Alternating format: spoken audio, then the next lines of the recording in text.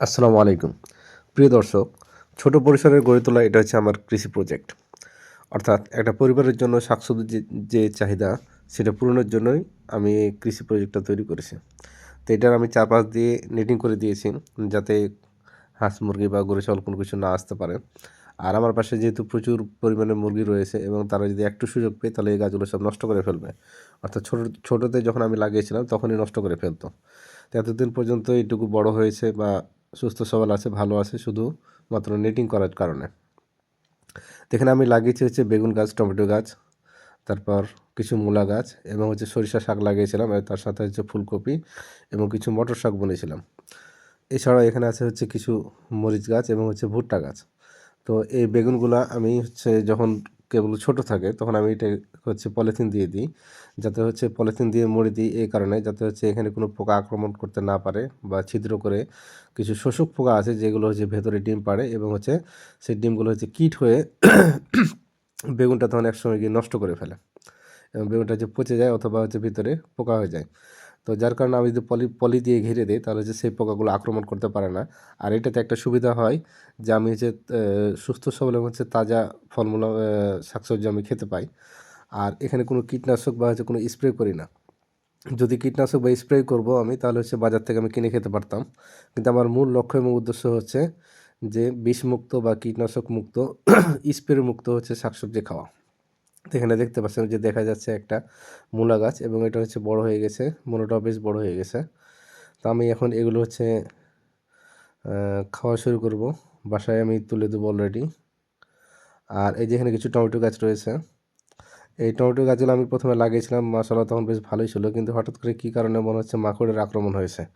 অর্থাৎ এখানে দেখা যাচ্ছে যে কিছু কিছু গাছে বা অধিকাংশ গাছগুলোয় পাতাগুলো কুঁকড়ে যাচ্ছে। তো এটা সাধারণত একটা ছত্রাকের আক্রমণ, যার কারণে হচ্ছে যে এগুলো এরকম হয়। আর এটা সাধারণত হয় আমরা মনে করি যে হচ্ছে পাতাতে এরকম হচ্ছে, কিন্তু আসলে না। এটার সূত্রপাতটা হচ্ছে মূলত শেকড়ে। শেকড়গুলো যখন হচ্ছে ক্ষতিগ্রস্ত হয়ে যায় তখন তার পাতাগুলো হচ্ছে কুঁকড়ে যায় এবং হচ্ছে এই অসুখটা দেখা দেয়। তো সাধারণত আমি ছোট চাষি বা হচ্ছে অত কিছু বুঝি না, যার কারণে আমি এই গাছগুলো তুলে ফেলবো এবং নতুন করে আমি গাছগুলো লাগাবো। এগুলোর কোনো বালাইনাশক বা কোনো কীটনাশক আমার জানা নেই এবং জানা থাকলেও আমি সেটা প্রয়োগ করতে চাই না।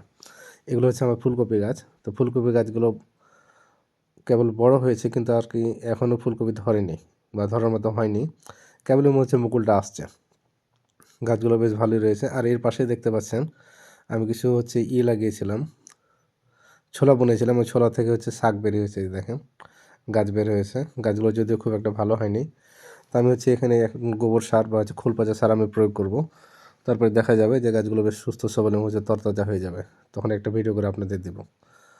আর এর চারপাশে যে এখানেও আমি নেটিং করেছি, মানে কোনো জায়গা আমি ফাঁকা রাখিনি। একটু জায়গায় যদি ফাঁকা পাই তাহলে ওখান দিয়ে দেখা যাবে যে মুরগি ঢুকে গাছগুলো নষ্ট করে ফেলছে। যে এখান থেকে খেয়াল করুন যে মুরগি হচ্ছে জালের মধ্যে মানে যতটুকু পেরেছে সেগুলো হচ্ছে খেয়ে নিয়েছে।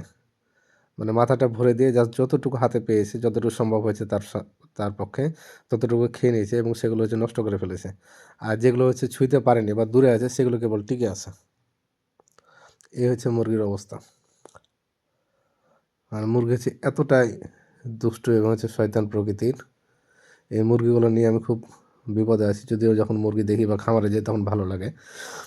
কিন্তু আসলে সব কিছুর মূল হলো যে একটার সাথে আরেকটা হচ্ছে যে সাংঘর্ষিক।